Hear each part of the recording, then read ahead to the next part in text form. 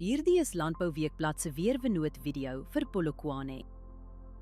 In kort, humiditeit bereik hoogtepunte teen 97%. Swamdruk is hoog. Hier is die besonderhede. Sedert Januarie het ons 862 mm reën gehad, 211% meer as die 5-jaar gemiddelde. Teenoor verlede jaar het ons 97% meer reën gekry. Die laagste temperatuur wat voorspel word is 7,4 grade. Die hoogste is 27,3 grade. Die grootste dag tot nagwisseling is sowat 16 grade, wat redelik groot is. Skerp wisselings van die aard stres vrugte en kan fisiologiese probleme soos bars of sonbrand vererger. Sowat 6,5 mm reën word die week verwag. Dit vul besproeiing aan, eerder as om dit te vervang.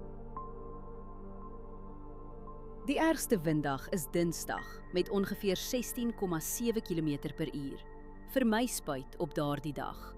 Nog een dag die week raak ook 15 km/h of meer. Kontroleer windsnelheid op die dag self voordat jy spuit, asook windrigting, windvlae, temperatuur, humiditeit en delta T.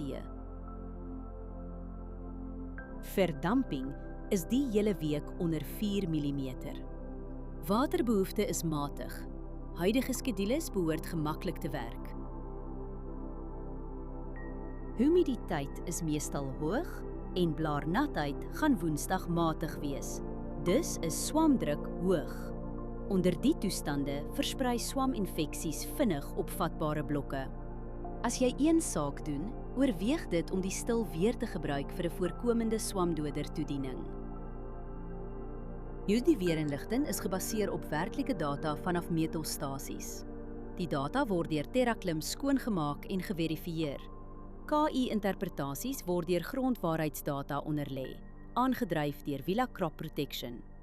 Hierdie verslag is met die hulp van kunsmatige intelligensie gegenereer en is nie professionele advies nie. Gaan na weather.villacrop.co.za en kies die weerverslag vir jou streek.